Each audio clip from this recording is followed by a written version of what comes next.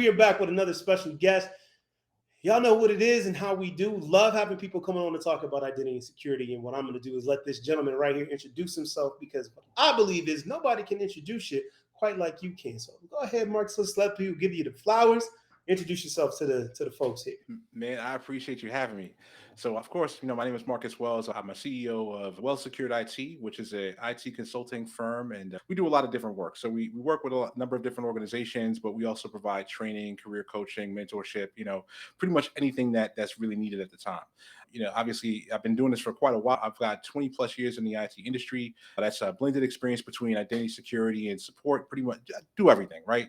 So that's really it in a nutshell. That's who I am. That's what I do. That's what I provide. That's the value I add, right? My knowledge, my information, my insight, my wisdom.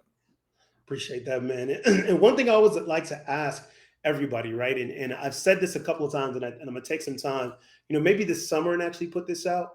Is I'm gonna go back and do a what is it, the word? Compilation. Compilation. There we Yeah. go. Telling I graduated. I promise. I went to high school. I'm learned all that stuff or whatever. When I ask people this question, which is, how did you get into identity? Because I always realize that not everybody it's always a winding road. But how did you find yourself getting into identity security? So I'm gonna give you an answer that you probably haven't heard before. Okay. I was born into identity. Ooh, look at this guy. All right. Yo, I mean, think about it, right? Like, what is identity? What is identity outside of just who I am as a person, who you are as a person, and how you choose to deliver the physical representation of yourself to the world, right? Okay. So that's why I say I was born into this stuff, right? Now, from a technical perspective, you know what I mean? Like I say I've been doing this since, man, how long have we had username and passwords on computers? You know what I'm saying? Like that's how long I've been doing it. You know what I mean? Like what? Windows CE? Them days? You know what I'm saying? Like as long as I've had to manage an account and manage the privacy for an account, like I can straight tell you stories. And I don't know if I should be telling this on camera, but I'm gonna do it anyway. I can tell you stories of I was a young Hellraiser before I was an old Hellraiser. And like my pops, man, like he did not know what to do with me. So he was like, yo, we got a computer in the house. We was fortunate enough to be a family of color who actually had a computer back in those days where like that was pretty uncommon. And I think it was really because like my pops saw that I had an interest in it. Like before we even had a computer, I had like a little RC car that I was already like within 10 minutes of them getting it for me, I'd already took a screwdriver, opened that thing up, and was like, "Yo, what is this? How does this work? No wires." So you know what I mean? Like he was having real trouble like dealing with me when I was young because like he would lock the computer, and he wouldn't just like he went to locking the actual computer, like logging into Windows, and when he realized that wasn't working because I was able to bypass that, he started to lock the BIOS, and then he thought that worked for a while and then realized that stuff wasn't what it was supposed to be when he was logging in. So I've been doing this for a long time is what I'm really trying to say. Yeah. I mean, that is definitely the different answer. That's a different answer than I've gotten from most people. But it's also at the same time very common when you talk to most people that kind of get into this industry. What I tell people, security, identity, whatever, it's really just being curious. Yeah. You just got to have a curious mindset, or people want to call it the hacker's mindset, whatever you want to call it. It's just you have to look at something and you have to just innately ask yourself why and want to figure out how it works. For me, it was, I think the first computer that I rocked with was I'm trying to remember, I don't think it was a Commodore. Dang. Okay, no, I can't remember. I don't remember if it was a Commodore or like one of the first Apples, but I just remember it had the big, huge disk drive that was like this long, right? And it had the floppy disk that you had to go in there. And my cousins had it. And I used to go over their house, and they'll kill me if they say this, but they ain't technical, so they don't watch the show anyway. But my cousins was like, that was like my second home. You know what I'm saying? I was with my mom's, and in the summers or vacations, I went to my cousin's house, right? So they always had everything. So I was like, bet. So they had that little, I used to be on a computer all the time, putting in the disc. They had the little, it wasn't Excite-Byte, but kind of like the Excite-Byte game and stuff like that. Yeah. You had to load the different discs on there. Like like load 3 to get it started, and when you got to a certain level, take the other one out, pause and load the other disk or whatever. Yes, yes. And so, but I would be, man, I would be on that junk like all the time. And I was, and again, that curiosity, that no fear of it. So I would just be messing around. What does this do? What does this do? No clue what the heck I'm doing. Like hitting different commands. If I hit the escape, it does this. If I do this, it does this. And like trying to figure out how to load a computer to the point to where whenever I would come over, my cousins would be like, oh, David, load that. I was like, oh, okay, let me get the game to load up. Right. Like, this is how you do this, whatever. No instruction manual. Right. Yeah. I just keep getting in commands. So that's something. But for me, what put it over the top was fries. So my stepdad at the time would build computers. And so he would take them apart and he would sit there with me and show me like what all the different components were, right? And what went where. Here's the mother card, here's the motherboard, and here's the Intel, like the Pentium chip, and what that does. That's the processor, right? Here's the VGA and who it goes in this. So he would explain all this stuff, whatever. So we take it apart, we put it back together. And it was at the time where like it was color coded. So it was really hard not to put the thing back together the right way. You just, if you had a cord and it was purple, put it in the purple slot. Right. I can match colors, so I was good. But man, when he took me to Fry's, it was over. Like, went to Fry's. So for those of you that don't know, Fry's was an electronics store. Fry's was the Walmart of computers back in the day. Like you would walk in here and everything was there. So down every aisle is a component for anything. So you could build whatever you wanted in there. So he took me there and I was like, at that time, this is the sexiest thing I've ever seen in my life. I don't know no better. You know what I mean? I don't know no better. So I'm just like, yo, this is it. This is heaven. I'll never need to go nowhere. And I was hooked ever since. So, man, that is dope, man. That is so dope. And it's crazy you should mention that because like that was back in the day. You bringing me back. You bring me back, man. We didn't have Fry's in New York where I grew up, but we had Comp USA. That was the joint. That was the joint, man. And so like back then, that was like hobbyist, right? If you was building computers, you were a hobbyist. Like it wasn't like, oh, this is like you could take this into a career. Like this is in the old days before CompTIA even existed. So one of the things I am interested to talk to you about and get your perspective on, right? And I had a conversation earlier this week with a couple of gentlemen talking about like ITDR, right? So this is kind of, I won't call it quite a buzzword, but just kind of new kind of theme that's coming up within the identity industry. And it, short for identity threat detection and response, which really is just, we see this in typical quote unquote security, detection and response, things like that. And now it's just about saying, okay, from an identity standpoint, how do we do those same things? So from your experience of what you've seen, like what's your perspective on that? Man, so I think you're not gonna like my answer. I'm to be real honest with you right now. You're not gonna like my answer. So we're having these conversations, and like you and I can have these conversations, right? You and I can definitely have these conversations about ITDR, right? The problem is that many times people want to have conversations about these like far advanced concepts of what can be done and what's possible in the spectrum, in the space of identity security. So I'm gonna touch on the exact topic, but I'm a kind of take a step back and kind of explain exactly what I mean. So when I'm thinking of identity threat detection and response, right? What I first need to understand is what is an identity, right? And that is something that many people do not understand, right? So then you're talking about detecting these threats relative to an identity. So let's assume you actually know what an identity is. Okay, yeah. So an identity is the digital representation of a person in a system that's saved in a database that can be logged, tracked, audited, and manipulated at will. Cool. So now let's think about it from the perspective of, all right, let's just do the threat detection piece. So the first thing I need to know is what is a threat to my identity, right? What is a threat to my identity? Okay. And how does that threat get leveraged against my identity? So if I'm thinking about just in terms of like the real world concept, what is a threat to my identity, right? This is going to be a hot take, but somebody saying all lives matter might be a threat to my personal identity, right? How to get it all killed.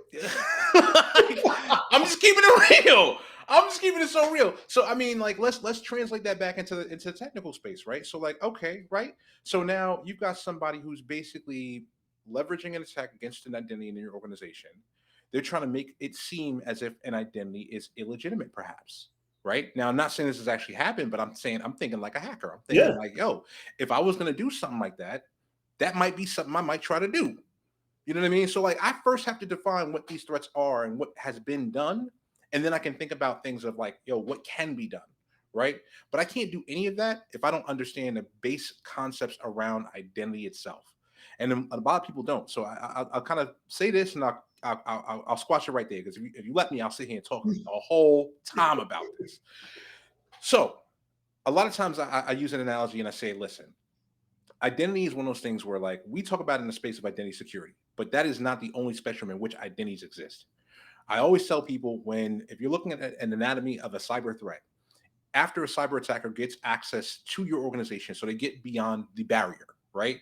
The first thing that everyone has to do in terms of like a threat, those threat actors, they have to do every last single one of them. They have to assume an identity. They have to assume an identity, right? They have to take control of an identity in your environment in order to appear that they're part of your environment. Because if they don't have an identity, they can't interact with anything. There are no receptors within your system that are going to be able to accept whatever they're trying to do because it doesn't exist. Right. So, with that being said, right, we know that the threat actors have to have an identity in order to be able to do anything. But you know who else has to have an identity to do anything in your organization? Your employees, right? And so now identity becomes this thing that is beyond just security. It is the one facet of every organization that spans the entire organization. It can be leveraged to be able to protect your organization, but it can also be leveraged to mature, build, and drive productivity and money. Right? You can essentially print money with this stuff. And so when we talk about like cybersecurity as a space, yo, Jack in accounting doesn't give a crap about pen testers. He doesn't care about, endpoint protection, right? That's not part of his job. He's an accountant, right? But when Jack finds out that his password isn't working, when Jack finds out that his username and password works, but he doesn't have the access needed to his job, Jack definitely cares. Right. And so this is what I'm talking about when I say like there is a fundamental misunderstanding about what even identity is. Let's double click on that. I used to hate that. It's actually the first time I'm hearing that, but it's funny. Really? Oh Yeah, let's double man. click on that. So, because, and what I want to talk about is whether or not we have matured enough as an industry, both from the products that we deliver, the services we offer, and from a customer's understanding to kind of move to this next level. Because, like it or not, right now, it is evolving. The industry is evolving. We're kind of moving to that next phase as products are starting to get a little bit more modernized. We're thinking things a little bit differently. But as you were talking and explaining that, it made me kind of question: Are we ahead of where our customers are? Because I know for the most part that when we talk to the customers now, we don't have to explain why identity is important anymore. At least we don't have to do that. They get Right, it. They know it's important. However, we may we may have taken that and said, okay, we don't have to explain it. We're good. Let's move to this next thing. But they still may need to understand just conceptually, like, okay, yeah, I know it's important, but I don't know why it's important.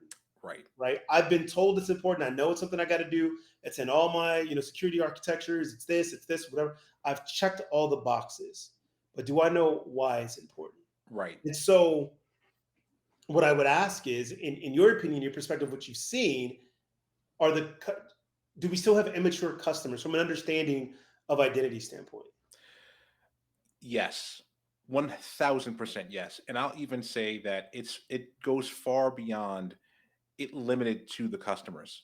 So I'm gonna put a pin in that really quickly, and I want to address something that you mentioned that was super good point. So there is a lot of evolution that is happening in the identity space, in identity specifically, but also in identity security. Okay, the question really I think we have to ask ourselves is what is driving this evolution, right? Because we're speaking from a perspective of what we're seeing, and I'm going to speak for myself here. For the most part, what I'm seeing is limited to the activity that's happening on the North American continent, right?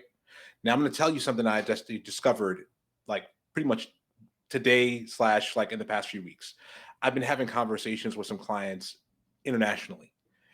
And what I'm noticing is that the conversations that I'm having with them vastly different, Interesting. vastly different.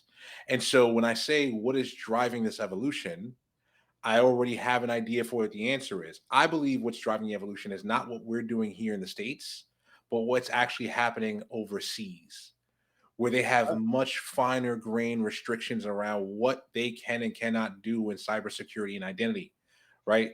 And so to kind of even touch back to the main point you were bringing up about, where are we as a maturity level in terms of our customers, it's not the customers that really concern me.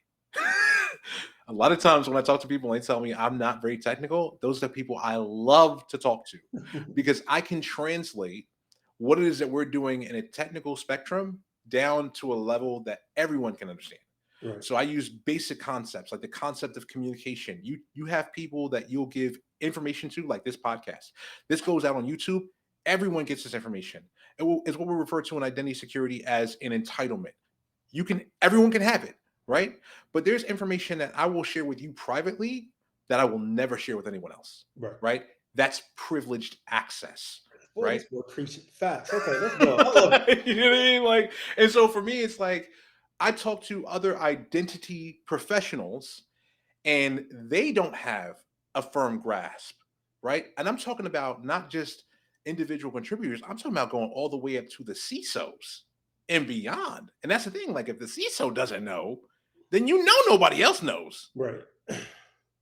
So let's do this then. Let's put on let's put on our thinking caps for a minute and say this. Like we can dictate and change one thing, right? About this industry and go, okay, we see there's a problem. Let's change it. What could we do to help increase that knowledge space, right? To help kind of up level practitioners, managers. What could we do there as an industry?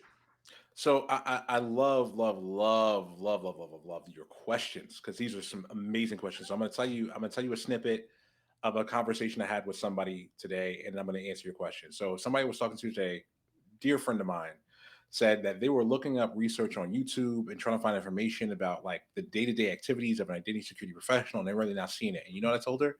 I said, I'm sorry, I apologize. The reason why you're not seeing it is because I haven't produced it yet.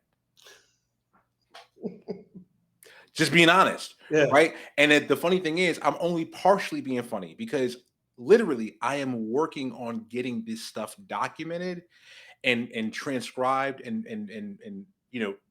recorded in a way that like people can understand it. So like if you go to my page on LinkedIn, right? If you go to my well secured IT business page on LinkedIn for in particular, you'll see like if you go through some of my posts, you'll see some articles I've written, you'll see some like documents I've created, some artifacts I've created specifically around identity security. So like the first one I put out there was probably a few weeks ago and it's outlines the entire spectrum of the IAM lifecycle. And as you're going through, this might be like 10 slides. And out of those 10 slides, 8 of them actually have like dense content, right? That actually breaks down and helps people understand like this is a life cycle. These are the 8 steps in that life cycle. And here's how each one of these steps breaks down. And here are the interdependent pieces of each one of these processes. You cannot have this aspect of life cycle without doing this first, right? And then from that point, I'm also working on a privileged access management lifecycle document that is going to look nearly identical, but obviously, utilizing the process that is specifically defined for privileged access management. So that's another thing too, and I'll touch on, and I'll kind of leave it at that. A lot of people think about identity security in the spectrum of IAM, right? Yes. IAM is a piece of identity security, right? Another thing that I've noticed is that a lot of people will think about privileged access management or PAM in the context of an application or a software suite. It is not. These are processes, right? These are defined, documented processes. Yeah.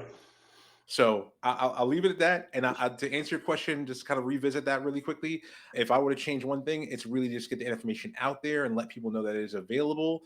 And I'm working on getting it in presented in such a way where it's not just a flat, you got to go through this and read it yourself document, but more so like I'm going to walk you through it. I'm going to actually show you what you need to know, so that way it leaves no stone unturned. That's two things. One, number one, that's dope and needed that you're doing that. I agree that's it is a hole that needs to be filled in this industry because right now a lot of this knowledge is trapped on the vendor side, right? Either A, you have to use a vendor product to go get it, or B, it's written and done by the vendors.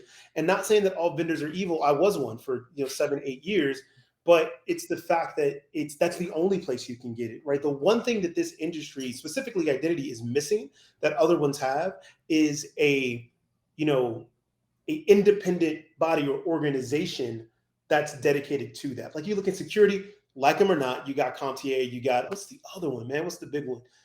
I was just talking to my boy Davin about this, and I can't remember the name of it. You're not talking about like ISC squared, right? There we go. Yeah, Yeah, I actually did a talk with them last night. yeah. That is, so yeah, there's that one. So anyway, you have these organizations that are out there kind of creating this content like independent bodies.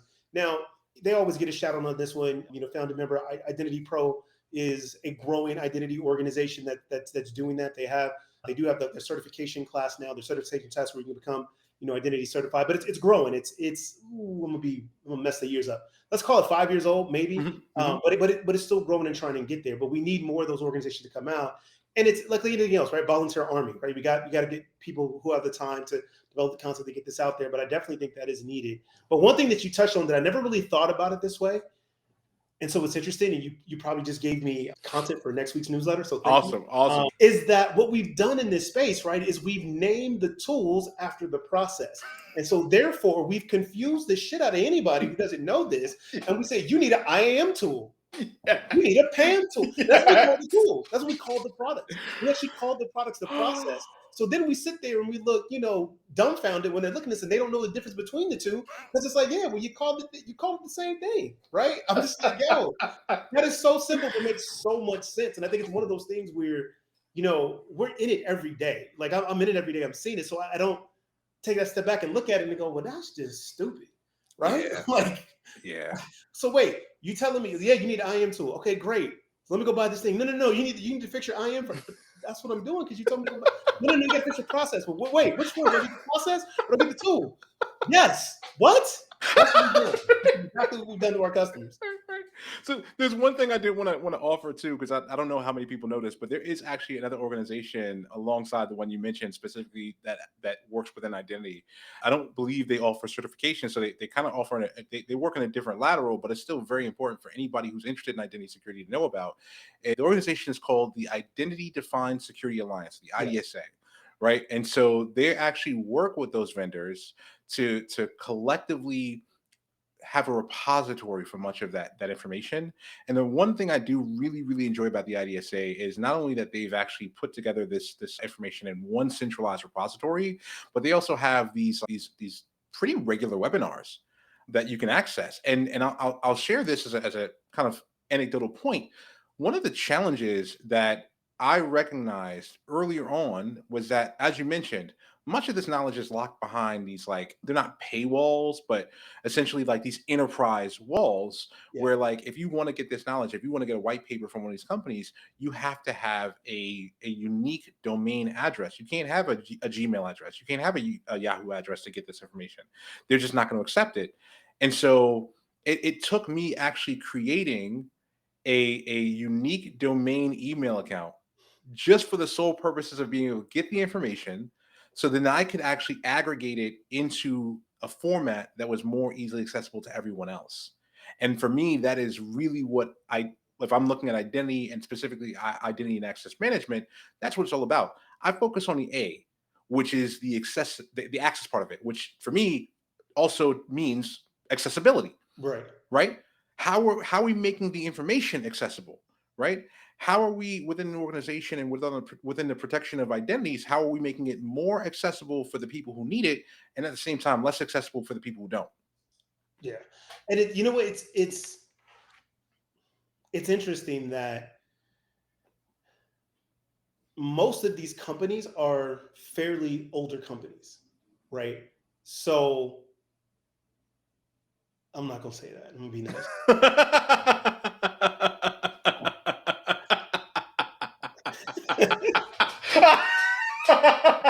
I'm not gonna say that. After hours, I didn't. Yeah. After hours. Hey, look. Matter of fact, this is what we're gonna do. Premium members, y'all know who y'all are. Stay tuned. Y'all gonna get the real what I was getting ready to say. So it would be interesting to see a company. So this is the challenge I'll put out there to anybody that's watching this. Anybody's out there is like, yo, I think we could do this better. I want to go build a company. To see a company build on modern standards and in a modern way of being open. A lot of these companies were founded back in the day with the same kind of, early 2000s software company structure of we got to protect everything. Nobody can know anything about what we do and all this stuff or whatever. And I'm like, that was cool back then when applications were built in a closed manner. That changed. Every single application, any application that goes in production today, most of the time, what's in production is APIs first. They put the APIs in production before they actually put the app. Like we've created this open connectivity world. Now, I can hear some of the true, security people like cringing and screaming, oh, you can't, we got to keep it protected and closed. And I'm like, I get it to an extent. In security, your job is to protect. But I think one of the things that we need to start really rethinking about is, but we're still trying to protect that old castle moat way. Like there's different ways to protect, right? So how about, because the applications are more open, we share more about what we're doing and how things work and allow people to learn it. Now, granted, yes, what the risk is, I don't know who's getting the information.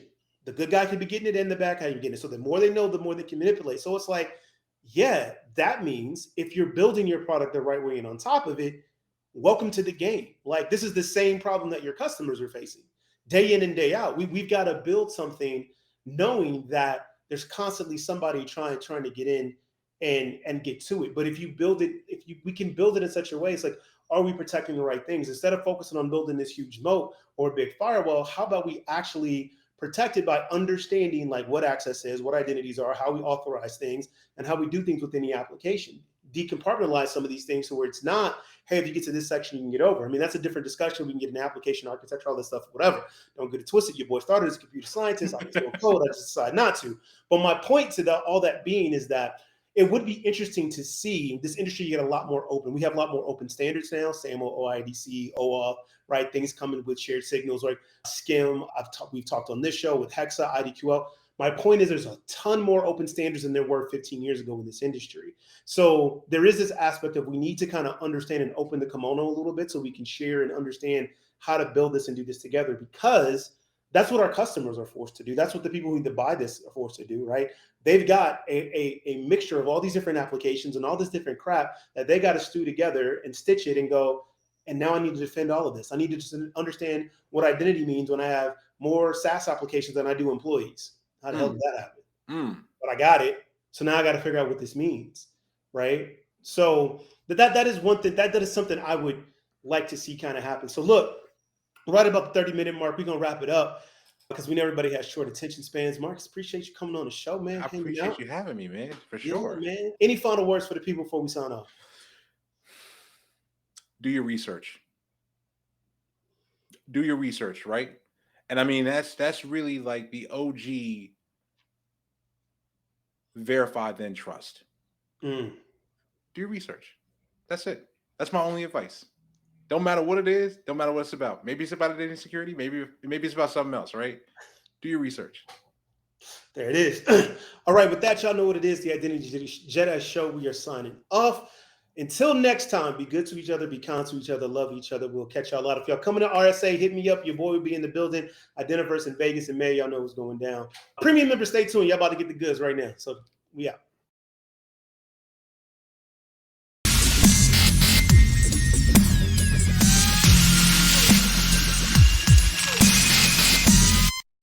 Thanks for checking out the Identity Jedi podcast. You can check out more great content covering the identity and access management area at theidentityjedi.com. Subscribe to our weekly newsletter. You get it every Wednesday in your inbox. Also, check out some blogs that are there. We've got guest contributors coming on. We actually have a blog from today's guest, Mr. Marcus Wells. Please make sure to like, rate, and subscribe on whatever podcast platform you listen to this on. If you check this out on the YouTube show, listen, drop a comment. Let me know what you're feeling, people. So the next time, Identity Jedi.